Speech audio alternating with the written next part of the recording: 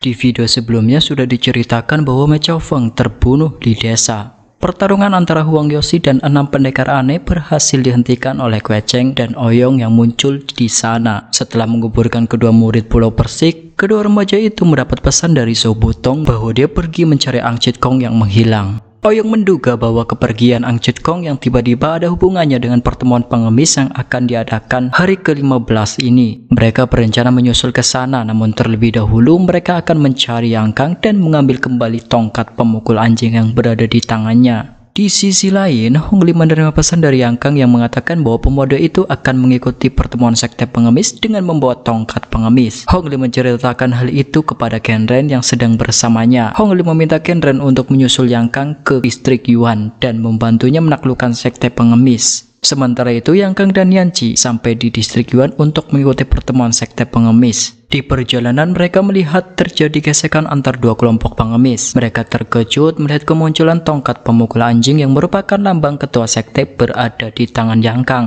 Mereka menghentikan pertengkaran dan memberi penghormatan kepada pemuda itu. Yang Kang merasa baru kali ini dia begitu dihargai. Akan tetapi Nianci mengingatkan kepada Yang Kang bahwa mereka harus mengembalikan tongkat pemukul anjing tersebut kepada Ang Chit Kong. Malamnya, Yang Kang membawa tongkat pemukul anjing ke kuil Chen untuk menemui 3 orang tetua pengemis. Yang Kang menyerahkan tongkat pemukul anjing dan mengatakan bahwa dia dititipi tongkat pemukul itu oleh Ang Chit Kong dan diperintahkan mengikuti pertemuan. Yang Kang juga membenarkan isu yang berkembang bahwa Ang Chit Kong sudah tiada dan dia menyaksikan sendiri kematian Ang Chit Kong. Yang Kang mengarang cerita bahwa dia dan Ang Chit Kong melakukan perjalanan di desa. Di sana, mereka bertemu dengan Huang Yoshi yang mencari Kue Cheng. Ang Chit Kong yang berusaha melindungi Kue Cheng akhirnya mengadu tenaga dalam dengan Yoshi. Akan tetapi tiba-tiba Kue Cheng muncul dan langsung menusuk Ang Chit Kong. Ketua Chen merasa aneh dengan cerita tersebut karena dia dengar bahwa Kue Cheng dan Ouyong adalah murid dari Ang Chit Kong. Yang Kang mengatakan bahwa Kue Cheng terpaksa mengkhianati Ang Chit Kong agar Yoshi mau mengizinkan menikah dengan putrinya. Ketua Chen juga menanyakan jika Yang Kang adalah murid Ang Chit Kong, mengapa dia malah menggunakan cakar tulang putih ketika menghadapi tetua Peng. Yang Kang menceritakan bahwa sewaktu kecil dia pernah diselamatkan oleh Ma Chaofeng dan dia dijadikan muridnya. Namun belakangan ini dia diselamatkan oleh Ang Chit Kong dari tangan Ouyang Ke. Sejak itu dia mengikuti Ang Chit Kong sampai akhirnya bertemu dengan Huang Yoshi di desa. Di akhir hayatnya Ang Chit Kong menerima Yang Kang sebagai murid, namun tak sempat mempelajari apa-apa dari pengemis sakti itu. Sang guru hanya memintanya mengembalikan tongkat pemukul anjing kepada sekte pengemis dan mengikuti pertemuan sekte yang akan diadakan. Reaksi ketiga tetua itu sungguh di luar dugaan Yang Kang. Mereka mengatakan bahwa tongkat pemukul anjing adalah lambang ketua sekte pengemis. Jika Ang Chit Kong memberikan tongkat itu kepadanya, artinya pengemis tua itu sudah mewariskan posisi ketua sekte kepada Yang Kang.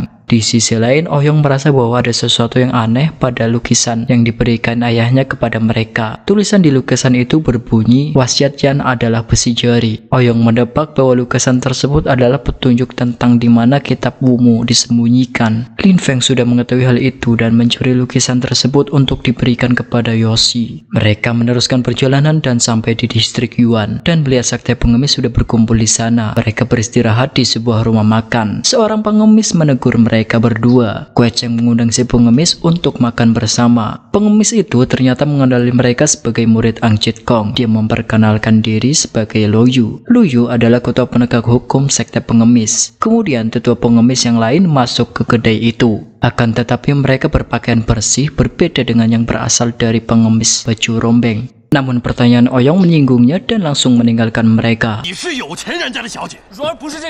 Namun Peng mengatakan bahwa mereka sudah diracuni oleh Lu Yu. Peng lalu mengeluarkan bubuk obat dan memasukkannya ke dalam minuman Kue Cheng dan Ouyong. Ouyong yang curiga pun menolak, akan tetapi Peng terus memaksanya. Keduanya itu berhasil dijebak oleh Peng dengan menggunakan teknik hipnotis. Mereka berdua diikat dan ditahan di sebuah tempat. Sementara itu, Peng memberikan lukisan Jenderal Yan Fei kepada Yang Kang. Yang Kang merasa bahwa lukisan tersebut sangatlah penting. Keesokan paginya Yang Kang memperkenalkan Yanci pada ketiga tetua pengemis. Yanci senang sekali mendengar bahwa Yang Kang sudah bergabung dengan sekte pengemis. Akhirnya Yang Kang menikahi Yanci dengan para tetua sebagai saksinya. Malam harinya Yang Kang memberikan lukisan Yan Fei kepada Hong Li dan mengatakan bahwa lukisan itu merupakan petunjuk untuk menemukan kitab Wung Mu. Hong Li menjadi sangat gembira mengetahui bahwa kitab yang dicarinya justru berada di Gunung Telapak Besi yang merupakan daerah kekuasaan Genren. Namun mendadak Ouyang Feng muncul di sana dan menanyakan keberadaan keponakannya. Hong Li yang tak tahu apa-apa diancam oleh Ouyang Feng. Melihat itu, Yang Kang mengatakan bahwa Ouyang Ke sudah dihabisi Kue Cheng di desa. Dia juga mengatakan bahwa mereka berdua sekarang sudah menjadi tawanannya. Malamnya Peng membuat pengumuman bahwa Ang Chit Kong sudah tiada. Yang Kang pun memasuki altar pengemis dengan membawa tongkat pemukul anjing. Yang Kang bersaksi bahwa dia melihat dengan mata kepalanya sendiri Yoshi dan putrinya bekerja sama dengan Kue Cheng dan menghabisi Ang Chit Kong. Lu Yu yang tak percaya dengan cerita Yang Kang berusaha membantahnya. Namun tiga tetua pengemis baju bersih mengatakan bahwa tongkat pemukul anjing di tangan Yang Kang adalah bukti yang tak bisa diabaikan. Ang Chit Kong sudah memilih pemuda itu sebagai ketua sekte penggantinya. Terjadi pertentangan pendapat di sana, namun di sisi lain tongkat pemukul anjing di tangan Yang Kang membuktikan bahwa Ang Chit Kong memang mempercayakan sekte pengemis kepada pemuda tersebut. Dia menyatakan diri tunduk kepada Yang Kang sebagai ketua ke-19 sekte pengemis. Peng lalu meminta Yang Kang untuk naik altar agar upacara penobatan ketua bisa segera dilaksanakan, dan terjadilah hal yang tak pernah dibayangkan Yang Kang. Yang Kang pun resmi menjadi ketua pengemis menggantikan Ang Chit Kong. Dia kemudian memerintahkan pengemis baju bersih menghadirkan dua orang pembunuh Ang Chit Kong yang sudah berhasil ditangkapnya. Kue Cheng dan Ouyang dibawa ke altar dan siap diadili. Melihat kedua pemuda itu, para pengemis baju rombeng menjadi ragu. Mereka menyaksikan bahwa kedua pemuda itu selalu membela kebenaran. Lu Yu yang merupakan ketua penegak hukum juga meragukan informasi tersebut. Kembali terjadi perbedaan pendapat di antara para pengemis. Yang Kang mengambil inisiatif untuk menanyai mereka, akan tetapi mereka berdua sudah ditotok hingga tak bisa berbicara. Yang Kang dengan bebas memfitnah mereka. Kemudian dia menjatuhkan hukuman pada mereka. Namun tiba-tiba Genren muncul di sana. Dia menyampaikan bela sungkawa atas kematian Ang Chit Kong. Dia juga membawa hadiah atas terpilihnya Yang Kang sebagai ketua sekte. Dia mengatakan bahwa hadiah itu dari dinasti Qin, akan tetapi kerajaan Qin meminta sekte pengemis meninggalkan daerah utara. Lu Yu mengatakan bahwa Ang Chit Kong terkenal sebagai pengemis utara. Tidak mungkin mereka tiba-tiba meninggalkan daerah utara begitu saja. Dia juga keberatan mengikuti permintaan mereka. Melihat pembangkangan, Genren segera turun tangan. Sementara itu, Kue Cheng yang tertotok mencoba melepaskan tekanan di titik akupunturnya dengan tenaga dalam 9 yin. Kue Cheng berhasil melepaskan diri dan dia kemudian juga membebaskan totokan Ouyang. Kue Cheng segera turun tangan dan menyelamatkan Lu Yu.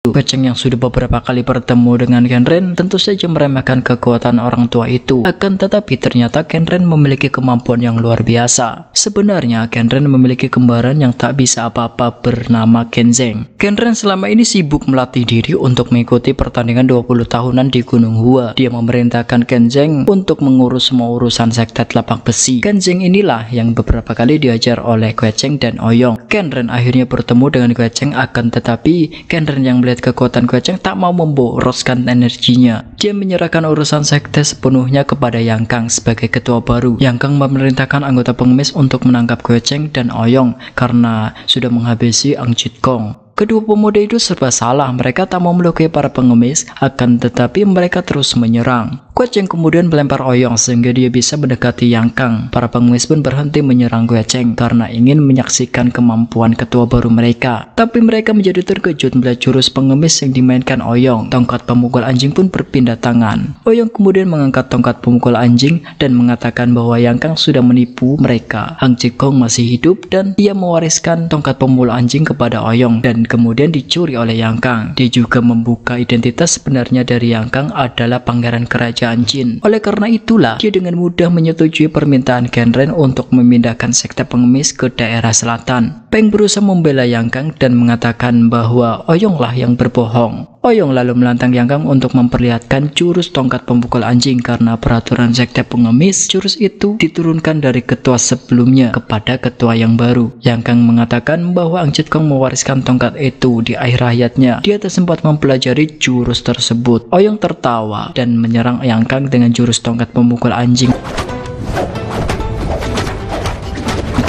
Tiga tetua sekte pengemis pakaian bersih lalu mengatakan jika bisa mengalahkan mereka bertiga, maka mereka akan mengakui bahwa Oyong adalah orang yang ditunjuk langsung oleh Ang Chit Kong. Mereka pun bertarung. Oyong berhasil mengalahkan ketiga ketua itu. Mereka terpaksa mengakui Oyong dan akan tetapi Peng belum menyerah. Dia mengatakan bahwa ada pesan yang harus disampaikan kepada Oyong. Melihat Peng yang akan mengarahkan kekuatan hipnotisnya, Kue Cheng segera menyerang pria itu.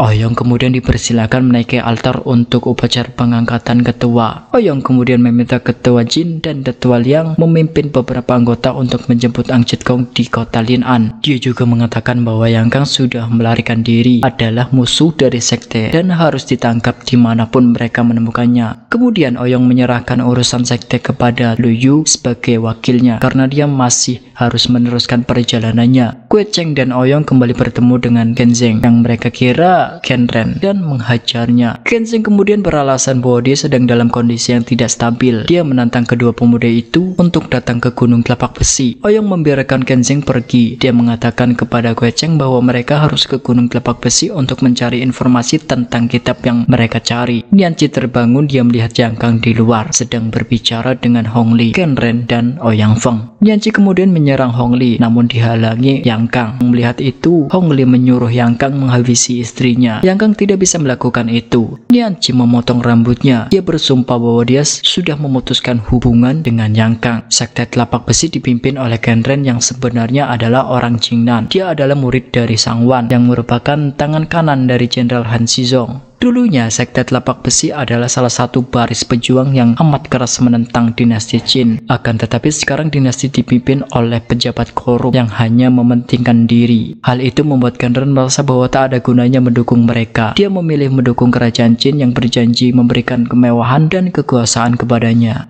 Oyong dan Kue Cheng sampai di Gunung Telapak Besi. Oyong yang cerdas memperlihatkan plakat telapak besi yang direbutnya dari Kenzeng, sehingga para penjaga itu tak berani menghalangi mereka. Mereka menyelinap ke dalam dan menemukan Kenren yang sedang berlatih. Oyong menganggap Kenren hanya seorang penipu. Dia dengan percaya diri mendatanginya. Kenren tentu saja terkejut melihat kedua pemuda itu bisa masuk ke tempatnya. Dia juga menjadi heran ketika Oyong mengatakan bahwa kedatangannya ke sana adalah untuk memenuhi undangan Kenren. Oyong masih terus mendesak Kenren dan tiba-tiba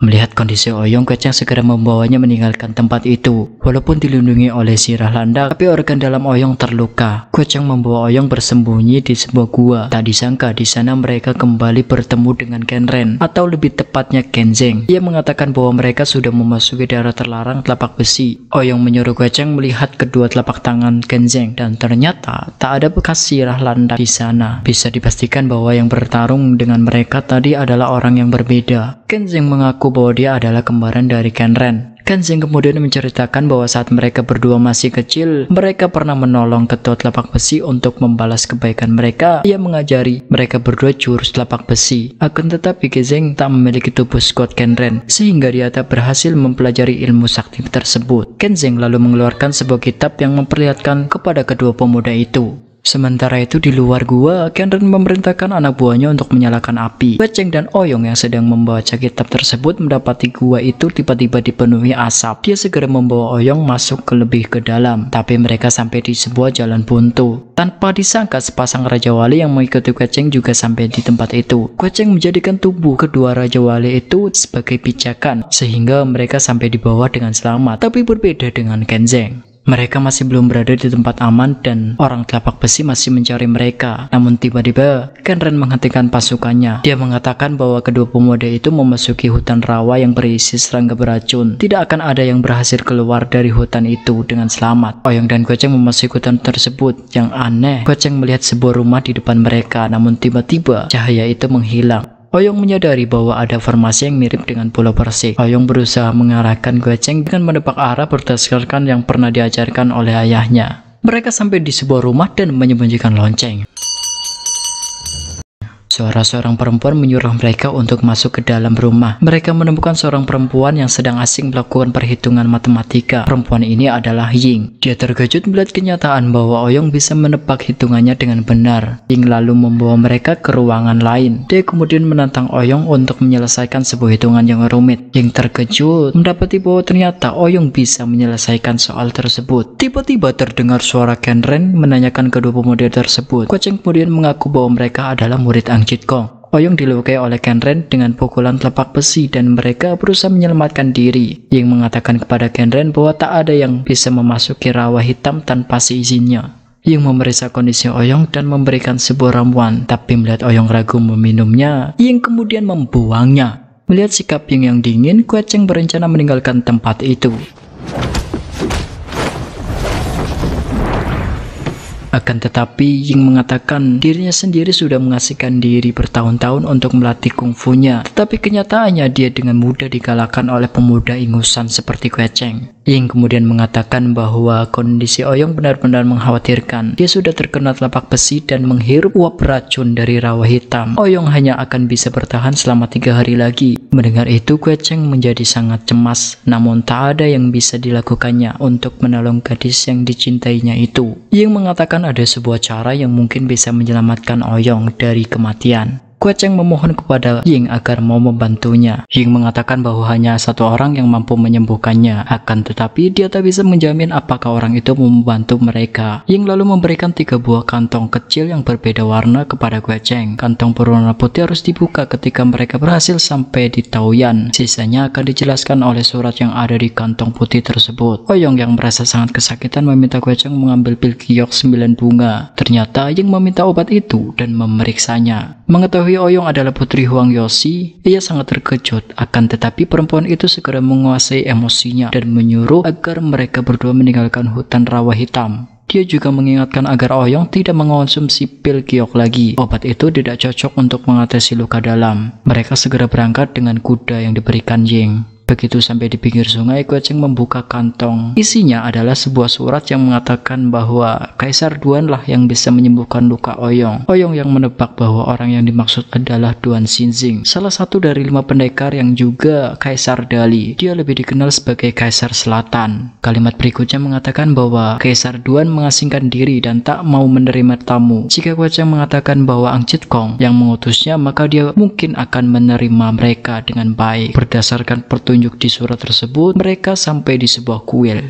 Kueceng lalu mengeluarkan kantong berikutnya dan meminta sang biksu menyerahkan lukisan di dalamnya. Mereka berdua pun akhirnya dipersilakan masuk dan bertemu dengan Duan Xinjing. Kaisar Selatan itu mengatakan bahwa Duan Xinjing sudah tidak ada. Yang berdiri di hadapan mereka hanyalah seorang biksu bernama Yi Deng. Sang biksu lalu memeriksa Oyong dan mengatakan bahwa dia mungkin bisa menyelamatkan gadis itu. Biksu pun memulai proses pengobatannya. Dia menyalurkan tenaga yang amat besar ke tubuh Oyong. Oyong yang baru tersadar merasa sangat terkejut. Ternyata selama pengaliran tenaga tadi, dia merasakan seperti direbus dengan air panas dan kemudian dimasukkan ke dalam ruangan es. Biksu Yideng kemudian mengatakan bahwa Oyong sudah sembuh. Dia menyuruh Oyong beristirahat selama 2 hari untuk mengembalikan tenaganya. Oyong yang menyadari bahwa Biksu Yideng sudah banyak mengeluarkan tenaga, menawarkan pil giok bunga untuk membantunya mengembalikan tenaga dalam yang terkuras. Biksu yang sudah mengetahui khasiat pil itu tanpa ragu langsung memakan 2 butir. Setelah itu Biksu Yideng meminta agar kedua pemuda itu merahasiakan pertemuan mereka dari siapapun. Namun tiba-tiba Biksu Yideng keracunan. Sang biksu memerintahkan penjaganya untuk mencari adik seperguruannya di halaman belakang. Oyong menjadi sangat terkejut dan ketakutan. Mengapa justru obat mujarab yang selama ini diandalkannya justru meracuni biksu? Setelah diobat, Biksu Yideng menjadi lebih baik. Kemudian dia mengeluarkan lukisan yang diberikan Ying dan menanyakan tentang perempuan itu.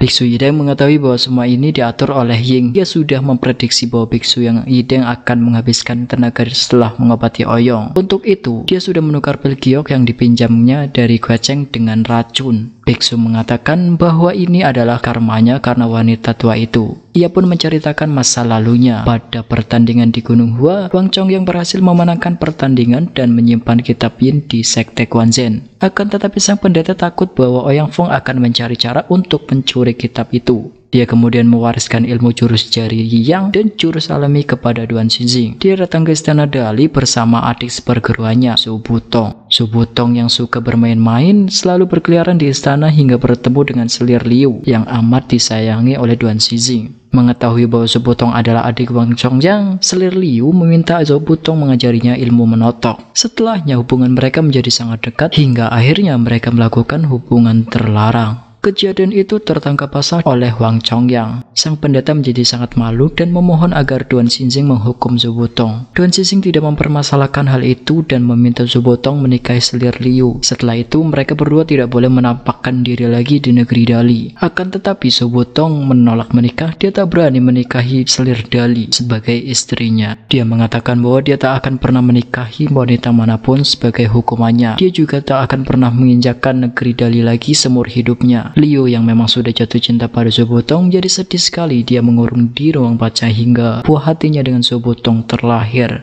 Suatu malam seorang penyusup masuk ke dalam istana dan memukul bocah merah itu. Melihat anaknya, Liu menyalahkan sang kaisar tersebut bahwa Duan Xinxing melampiaskan kemarahannya kepada bocah yang tak berdosa. Duan Xinxing kemudian memeriksa si bayi dan mendapati bahwa pukulan itu tidak mengenai organ yang berbahaya. Akan tetapi ketika Duan Xinxing hendak mengobati bayi tersebut, dia melihat sapu tangan yang ditinggalkan Su Butong ada di sana. Dia kembali teringat peristiwa yang menyakitkan itu dan tidak jadi mengobati sang bayi. Bayi tak berdosa itu pun meninggal. Setelah putrinya meninggal, selir Liu mengasihkan diri ke rawa hitam dan mengganti namanya menjadi Ying. Tiba-tiba seorang biksu masuk dan mengantarkan sebuah sapu tangan. Membaca tulisan yang ada di sapu tangan tersebut, biksu paham bahwa ia mendatanginya untuk membalaskan dendam atas kematian putranya. Guoceng segera bertindak dengan menghalangi Ying. Dia meminta Ying mengundurkan niatnya sampai biksu bisa memulihkan tenaga. Setelah mengecoh Guoceng, Ying masuk ke aula dan bertemu dengan biksu Yideng. Guoceng muncul dan menjatuhkan perempuan itu. Namun tiba-tiba biksu Yideng menotok Guoceng. Sang biksu mengambil pisau itu dan memberikannya kepada Ying. Jika Ying memang harus menghabisinya untuk menuntaskan dendam ini, maka dia tak akan melawan. Ying dilanda keraguan. Dia terkenang masa-masa indah mereka di istana. Tiba-tiba terdengar suara tertawa yang tak pernah dilupakannya. Dia adalah orang yang telah menghabisi putranya. Ternyata Genren sengaja melukai bayi itu agar Duan Xinxing menghabiskan tenaganya untuk mengobati si bayi. Namun dugaannya meleset. Justru hari ini Kaisar Selatan mau menghabiskan energinya untuk mengobati Ouyong. Sekaranglah kesempatan bagi Genren untuk mengalahkan Duan Xinxing dan masuk ke dalam jajaran 5 pendekar terhebat zaman itu. Ying menjadi marah, namun dia tak berdaya menghadapi Genren. Ketika Genren akan menghabisi Ying, Ouyong dan Guoceng menahannya. Genren terkejut dengan kekuatan Guoceng, namun dia berpikir bahwa Guoceng harus dihabisi sebelum kemampuannya menjadi lebih kuat. Dia terkejut menyadari bahwa Guoceng menghadapinya sambil menghitung jurus. Ternyata tadi Ouyong berpesan kepada Guoceng bahwa dia harus bisa menjatuhkan Genren sebelum 100 jurus. Jika melebihi batas itu, maka tenaga dalam Guoceng tak bisa mengimbangi telapak besi. Tepat di jurus ke-100, Ouyong membantu ke dalam perkelahian. Namun itu belum cukup untuk menjatuhkan Genren. Tiba-tiba namun kekuatan suara Yideng tadi sudah membuat Genren ketakutan. Mengetahui situasi sebenarnya, Ying berencana menyusul Genren dan membalas dendam. Akan tetapi Ouyong menahannya dan mengatakan bahwa Su Butong sekarang berada di Lin'an. Dia menyarankan Ying mencari Su Butong terlebih dahulu, kemudian membalas dendam kepada Genren bersama-sama. Mendengar itu, bibi Ying seperti mendapat semangat baru. Dia menyetujui usul Ouyong untuk mencari si Su Butong terlebih dahulu. Tiba-tiba biksu Yideng tumbang. Setelah mengobati Yideng, Guoceng merasa heran karena kalimat yang diucapkannya sangat mirip dengan kalimat terakhir di kitab 9 Yin. Biksu Yideng menerangkan bahwa untuk menjaga hal yang tak diinginkan, Wang Chong yang menyadur kitab 9 Yin menjadi bahasa Sanskerta. Hanya orang yang mengerti bahasa tersebutlah yang benar-benar bisa memahami kitab 9 Yin. Dia lalu menyuruh kedua remaja itu untuk tinggal di kuil sementara dia akan menerjemahkan kitab Yin untuk Guoceng. Di sisi lain, kerajaan Jin mengalami banyak kekalahan dalam peperangan dengan pasukan Song. Kaisar menurunkan perintah kepada Pangeran Hongli untuk segera kembali ke istana dan membantunya. Dia memanggil Yang Kang dan mengatakan bahwa mereka harus segera mendapatkan kitab strategi perang Wumu untuk bisa mengembalikan keadaan. Yang Kang mengatakan bahwa tanggal 15 bulan depan, para pendekar akan berkumpul di kedai daerah Jansang. Dia berencana menangkap Guoceng di sana dan memaksanya menerangkan tentang kitab Wumu. Berhasilkah rencana Yang Kang untuk menjebak Guoceng? Akan kita lanjutkan pada video berikutnya. Sampai jumpa.